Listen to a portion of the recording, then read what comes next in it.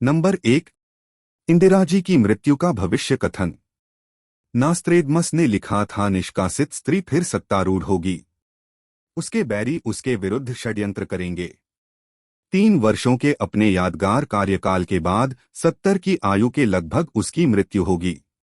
सन 1977 के आम चुनाव में इंदिरा जी की पराजय हुई थी और जनता पार्टी की सरकार बनी थी, किंतु 1980 में वे वापस सत्ता में आईं और प्रधानमंत्री बनी। जब उनकी हत्या कर दी गई, उस समय उनकी आयु 67 वर्ष की थी। नंबर 2। राजीव गांधी की मृत्यु का संकेत। नास्त्रेदमस ने लिखा था, राजाज्ञा से एक उत्तम वायु चालक अपना पेशा छोड़कर देश के सर्वोच्च पद पर आसीन हो जाएगा। 7 वर्षों तक ख्याति प्राप्त करने के पश्चात उसका ऐसा अंत होगा जो रोंगटे खड़े कर देगा। एक बर्बर सेना का कृत्य, वेनिस को आतंकित कर देना। कोयले से काली महिला उस विस्फोट से अचानक गायब हो जाएगी और धीरे धीरे महान लोग क्रुद्ध होते जाएंगे। संजय गांधी की मृत्यु के पश्चात राजीव गांधी अपनी माता इंदिरा जी की सहायता करने हेतु राजनीति में आए। सन 1984 में इंदिरा जी की हत्या के पश्चात वे कांग्रेस के नेता बने और प्रचंड बहुमत से जीतकर प्रधानमंत्री बने। 7 वर्ष पश्चात सन 1991 में उनकी दिल दहला देने वाली हत्या की दी गई। हत्या करने वाली महिला कोयले से भी काली थी। उसके इस कृत्य से वेनिस अर्थात इटली, सोनिया गांधी इटली से ही है, आतंकित हो गई। इसके बाद कमजोर दल सत्ता पा जाएगा। नंबर 3। नास्त्रेदमस ने लिखा था, बाढ़ के बाद आएगा एक ऐसा साल जब 2 मुखिया चुने जाएंगे। इनमें से पहला सत्ता छोड़ देगा, वह कलंक से बचने को ऐसा करेगा, परंतु दूसरे के सामने और कोई चारा नहीं होगा। पहले मुखिया को बनाने वाला घर भंग हो जाएगा। विद्वान लोग इस भविष्यवाणी को विश्वनाथ प्रताप सिंह और चंद्रशेखर के कार्यकाल से जोड़कर देखते हैं। चंद्रशेखर और देवीलाल सत्ता में आए। चंद्रशेखर ने दबावों के चलते इस्तीफा देकर कलंक से बचने का कार्य किया, जबकि चौधरी देवीलाल उनका साथ न देते तो क्या करते। लोकसभा भंग हो गई और फिर मध्यावधि चुनावों की घोषणा हो गई। चंद्रशेखर प्रधानमंत्री के पद पर 7 माह तक ही रहे। उन्होंने जनता दल से कुछ नेता लेकर समाजवादी जनता पार्टी की स्थापना की थी। यदि हम महान बाढ़ की बात करें तो हाल ही में एक तो कश्मीर में और दूसरी केदारनाथ में बाढ़ आई थी। उसके बाद देश की परिस्थिति बदलती गई। नई सरकार में नरेंद्र मोदी के समक्ष चुनौती बढ़ती गई। हालांकि पहले मुखिया को बनाने वाले का घर भंग हो जाएगा, ऐसी परिस्थिति तो नहीं है।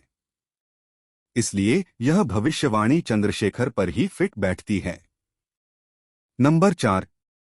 नास्त्रेदमस ने लिखा था, एक दूसरे से अजनबी साम्राज्य के खिलाफ बगावत करेंगे। एक ऊंचे सपने और आजादी के लिए सब कुछ दांव पर लगा देंगे। एक किला आजाद करा लिया जाएगा और हुकूमत देखती रह जाएगी। भारी मारकाट से वह बौखला जाएंगे। एक नेता अपने देश से दूर किसी पनडुब्बी में छिपकर जाएगा और अलग भाषा व संस्कारों वाले लोगों की मदद से अपने देश के हजारों लोगों को रास्ता दिखाएगा। वह एक युद्ध में भाग लेगा जिसमें बहुत से मारे जाएंगे। इस भविष्यवाणी का पहला हिस्सा 1857 के स्वतंत्रता संग्राम से है। दूसरा हिस्सा व्याख्याकार के अनुसार नेताजी सुभाष चंद्र बोस से जोड़कर देखते हैं। बोस ने ही अपने देश से दूर दूसरे देश जापान और जर्मन में जाकर वहां के शासकों की मदद से भारत को आजाद कराने का सपना देखा था। उन्होंने अपनी एक फौज का निर्माण भी किया था और एक युद्ध में भी भाग लिया था। जापानी सैनिकों के साथ उनकी आजाद हिंद फौज रंगून से होती हुई थल मार्ग से 18 मार्च सन 1944 ईकी कोहिमा और इम्फाल के भारतीय मैदानी क्षेत्रों में पहुंच गई। जापानी वायुसेना से सहायता न मिलने के कारण एक भीषण लड़ाई में भारतीयों और जापानियों की मिलीजुली सेना हार गई और उसे पीछे हटना पड़ा। इसी सेना ने 1943 से 1945 तक शक्तिशाली अंग्रेजों से युद्ध किया था तथा उन्हें भारत को स्वतंत्रता प्रदान कर देने के विषय में सोचने के लिए मजबूर किया था। नंबर 5। नास्त्रेदमस ने लिखा था, एक समय ऐसा आएगा कि जब बेपढ़े लोग पढ़े लिखों की सभ्यता को तबाह कर देंगे और पुस्तकें वगैरह फूंक डालेंगे। ऐसा दुर्लभ ज्ञान नष्ट कर दिया जाएगा जिसका अधिकांश भाग वापस नहीं पाया जा सकेगा। बर्बर आक्रमणकारियों के हमले में भारत के नालंदा, तक्षशिला और विक्रमशिला के विश्वविद्यालय नष्ट हो गए थे। हजारों मंदिरों और महलों को नष्ट कर दिया गया था। यह बात सर्वविदित है कि मुस्लिम आक्रांताओं ने अखंड भारत के आधे हिस्से की हिंदू और बौद्ध सभ्यता को लगभग नष्ट ही कर दिया है। नंबर 6। नास्त्रेदमस ने लिखा था, 3 ओर घिरे समुद्र क्षेत्र में वह जन्म लेगा जो बृहस्पतिवार को अपना अवकाश दिवस घोषित करेगा। उसकी प्रशंसा और प्रसिद्धि, सत्ता और शक्ति बढ़ती जाएगी और भूमि व समुद्र में उस जैसा शक्तिशाली कोई न होगा। 3 ओर समुद्र से तो भारत ही घिरा हुआ है। भारत में गुरुवार एक ऐसा वार है जिसे सभी धर्म के लोग समान रूप से मानते हैं। भारत में पहले भी राम, कृष्ण, बुद्ध, महावीर, चाणक्य आदि महापुरुषों का जन्म हो चुका जिन्होंने तात्कालीन समाज को काफी प्रभावित किया था। हालांकि अभी इस भविष्यवाणी के पूर्ण होने का इंतजार है। कौन करेगा गुरुवार को अपना अवकाश दिवस घोषित? नंबर 7।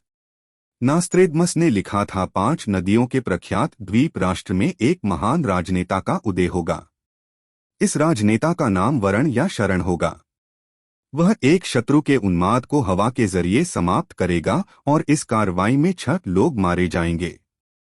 भारत में वैसे तो कई प्रसिद्ध नदियां हैं, गंगा, यमुना, सरस्वती, गोदावरी, नर्मदा, कावेरी, ब्रह्मपुत्र, कृष्णा आदि। लेकिन पंजाब ऐसा क्षेत्र है जिसे 5 नदियों की भूमि भी कहा जाता है। पंजाब अर्थात जहां 5 नदियां बहती हों। पूर्व में इसे पंचनद प्रदेश भी कहा जाता था। पंजाब प्राचीन काल से धरती की राजनीति का मुख्य केंद्र भी रहा है। ये 5 नदियां हैं, सतलुज, ब्यास, रावी, चिनाब और झेलम। इन 5 नदियों का उल्लेख वेदों में भी मिलता है। तो क्या पंजाब से होगा महान राजनेता? पंजाब के इतिहास को देखें तो गुरु नानक देव, गुरु तेग बहादुर, गुरु गोविंद सिंह जैसी महान विभूतियों का इसी क्षेत्र से ताल्लुक है। नंबर 8। नास्त्रेदमस ने लिखा था, सागरों के नाम वाला धर्म चांद पर निर्भर रहने वालों के मुकाबले तेजी से पनपेगा और उसे भयभीत कर देंगे। ए तथा ऐसे घायल 2 लोग। चांद पर आधारित धर्म एक ही है, इस्लाम, और दुनिया में जितने भी सागर हैं उनमें से सिर्फ हिंद महासागर के नाम पर ही एक धर्म है जिसे हिंदू धर्म कहते हैं। आगे के वाक्य की व्याख्या करना कठिन है, लेकिन नास्त्रेदमस ने अपनी और भी भविष्यवाणियों में हिंदू धर्म के उत्थान की बात कही गई है। लाल के खिलाफ एकजुट होंगे लोग, लेकिन साजिश और धोखे को नाकाम कर दिया जाएगा।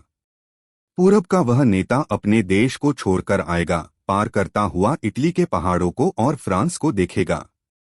वह वायु, जल और बर्फ से ऊपर जाकर सभी पर अपने दंड का प्रहार करेगा। नंबर 9। तृतीय विश्व युद्ध के संदर्भ में नास्त्रेदमस लिखते हैं, अनीश्वरवादी और ईश्वरवादियों के बीच संघर्ष होगा। चीन का धर्म और वहां की सरकार अनीश्वरवादी ही है। हाल ही में चीन द्वारा पाकिस्तान, श्रीलंका, बांग्लादेश, नेपाल से घनिष्ठता बढ़ाकर भारत की घेराबंदी करना इस बात की सूचना है कि चीन के इरादे नेक नहीं हैं। एक सेनापति उत्सुकतावश पीछे भागती दुश्मन सेना की फौज का पीछा करेगा।